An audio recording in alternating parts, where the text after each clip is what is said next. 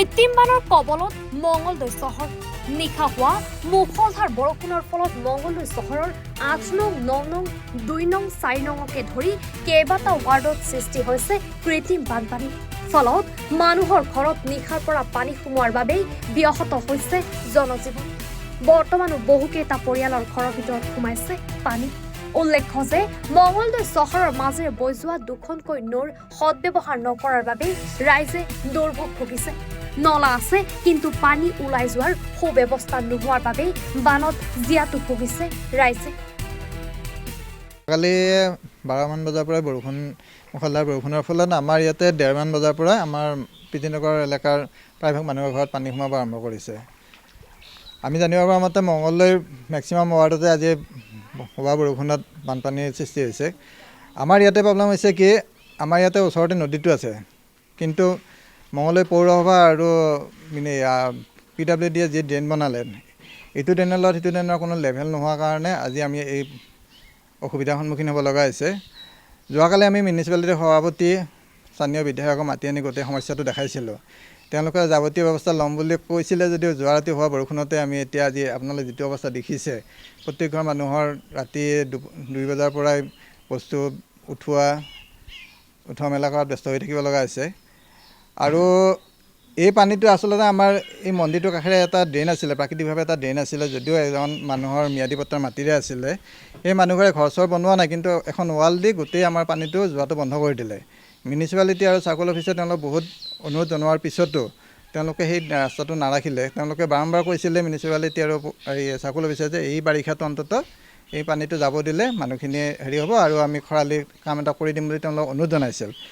কিন্তু মিউনিচিপালিটিৰ এখন আইন আছে তেওঁলোকে সেই আইনখন ব্যৱহাৰ কৰি সেই ৰাস্তাটো খুলি দিলে এই মানুহখিনি এই সমস্যাৰ পৰা মুক্ত হ'লহেঁতেন কিন্তু তেওঁলোকে এই কামটো কিয় নকৰিলে এইটো এটা হাতৰ হৈ থাকিলে তেওঁলোকে ৱাল বনাওঁতে পাৰ্মিশ্যন লৈছে নে নাই সেইটো আমাৰ জ্ঞাত নহয়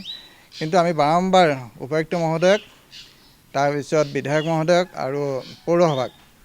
এই ৰাইজে গৈ উঠি অনুৰোধ জনোৱাৰ পিছতো কিন্তু ইয়াৰ কোনো ফলপ্ৰসূ আজিলৈ হোৱা দেখা নাই এতিয়া যদি আমাৰ কিটো জলসম্পদ বিভাগে যদি আমাৰ নদীত গৰাখহনীয়াৰ কোনো ব্যৱস্থা নলয় তেতিয়াহ'লে পিতিনগৰবাসীৰ কাৰণে ভৱিষ্যত বহুত বিপদৰ সন্মুখীন হ'ব কাৰণ আমাৰ পানীটো যিটো ড্ৰেইনেৰে গৈ উঠি নদীত পৰি আছে সেই তাত গৰাখহনীয়াৰ সৃষ্টি কৰিছে যোৱাকালিৰ পৰা গতিকে যদি মঙ্গলদৈ নদীৰ পানী বাঢ়নী পানী আহি যায় তেতিয়াহ'লে পিতিনগৰবাসীৰ কাৰণে অতি বিপদজনক হ'ব গতিকে তেওঁলোকক আমি অনুৰোধ জনাওঁ আজিৰ ভিতৰতে যাতে আমাৰ মঙ্গলদৈ নদীৰ গৰাখহনীয়াৰ ক্ষীপ্ৰ ব্যৱস্থা কৰে তাৰ কাৰণে আমি তেওঁলোকক অনুৰোধ জনাইছোঁ আৰু কোন ৱাৰ্ডত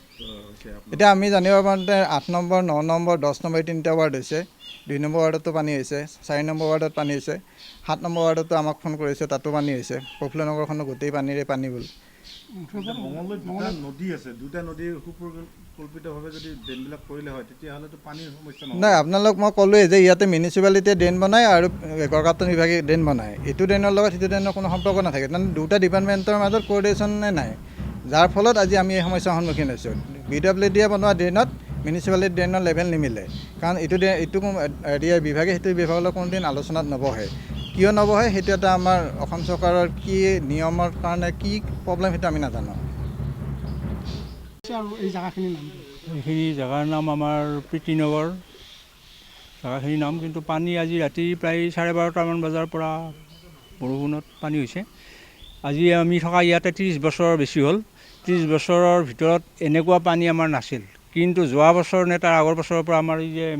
মিউনিচিপালিটিৰ ফালৰ পৰা আমাৰ ড্ৰেইনখিনি সুবিধাৰ কাৰণে ড্ৰেইনখিনি বনাই দিছিলে কিন্তু এই বছৰ দেখিলোঁ এতিয়া ড্ৰেইনখিনি বনোৱাৰ পিছত এই অৱস্থা হৈছে এতিয়া পাকঘৰ ঘৰৰ ভিতৰত গোটেইবিলাক পানী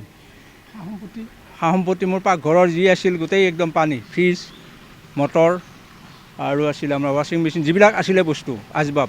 সেইখিনি গোটেই পানীত ৰাতি 12:30 আৰু একো কৰিবলৈ টাইম নাপালোঁ গতিকে এইখিনি ক্ষতি হৈছে গতিকে এইখিনি উপকাৰ হৈছে আমাৰ মিউনিচিপালিটিৰ ফালৰ পৰা কৈছোঁ মই ধন্যবাদ দিছোঁ তেওঁলোকক আমাৰ উপকাৰ কৰিছে 30 বছৰে যিটো বছৰ হোৱা নাছিল যিটো কথা হোৱা নাছিল আজি এই যোৱা বছৰৰ পৰা ড্ৰেইনখিনি বনাই দিয়াৰ পিছত এই অৱস্থা হ'ল কিন্তু ড্ৰেইনখিনি আচলতে আছিল আমাৰ সুবিধা আছিল ইয়াত ওচৰতে নদী আছে নদীত পেলাব পাৰে কিন্তু সন্মুখৰখিনি পানী যোৱা ৰাস্তা যিটো আমি দেখিবলৈ পাইছোঁ সন্মুখত পানীৰ ৰাস্তাটোৰ যিটো যোৱা ৰাস্তা সন্মুখৰখিনি খুব ডাঙৰ 1.5 ফুট প্ৰায় 2 ফুট কিন্তু গৈ শেষত গৈ 6 ইঞ্চি 8 ইঞ্চিত পৰিছে গতিকে ইমানখিনি পানী ক'ত টানিব পাৰিব সন্মুখতে ইমান ধুনীয়া নদী আছে গতিকে এই নদীৰ পিছতো আমাৰ ইয়াতে এনেকুৱা পানী, গতিকে এইটো আমাৰ দুৰ্ভাগ্য। এইটো বানপানী হোৱাৰ কাৰণে এতিয়া কাক ধন্যবাদ জনাব আপুনি? ধন্যবাদ দিম মই আমাৰ মিউনিচিপালিটি ডিপাৰ্টমেণ্টক, যিটো প্ৰশাসন আছে, যিখিনিয়ে আমাক ড্ৰেইনটো বনাই দিছিলে, তেওঁলোকক ধন্যবাদ দিছোঁ যে আমাৰ এনেকুৱা অৱস্থা হৈছে। কিন্তু আগত কিন্তু নাছিলে এনেকুৱা। এই ঘৰতে আছিলোঁ, এনেকুৱা পানী নাছিলে। ৰাস্তাও ইয়াতকৈ এৰি আছিলে, চাপৰত আছিলে। এতিয়া ৰাস্তা হ'ল, ড্ৰেইন হ'ল, আৰু আমাৰ ঘৰৰ ভিতৰত পানী সোমাল। এইটোৰ কাৰণে মই ধন্যবাদ দিছোঁ। তাৰ বাহিৰে বেলেগ কি ক'ম আৰু, ক'বলৈ আমাৰ ৰাস্তা একো নাই। যেতিয়ালৈকে পাৰোঁ এনেকৈ চলি থাকিম, নোৱাৰিলে আৰু কৈতো লাভ নাই আৰু কিন্তু আজি প্ৰায় এমাহৰ পৰা কিন্তু মানুহ আহি আছে, অহা যোৱা চলি আছে। প্ৰীতিনগৰত আহি আছে মানুহ, মিউনিচিপালিটিৰ পৰা আহিছে, MLA আহিছে, এনেকুৱাকৈ মানুহ আহি আছে। কিন্তু অৱস্থা এইটো আৰু, বৰষুণ দিলেই এনেকুৱা হ'ব। অসমৰ বৰষুণ কেতিয়া আহে কেতিয়া নাহে ঠিক নাই। মঙলদৈৰ পৰা বাবুল মকছেদ আলীৰ ৰিপৰ্ট, এনি ভাৰত 24।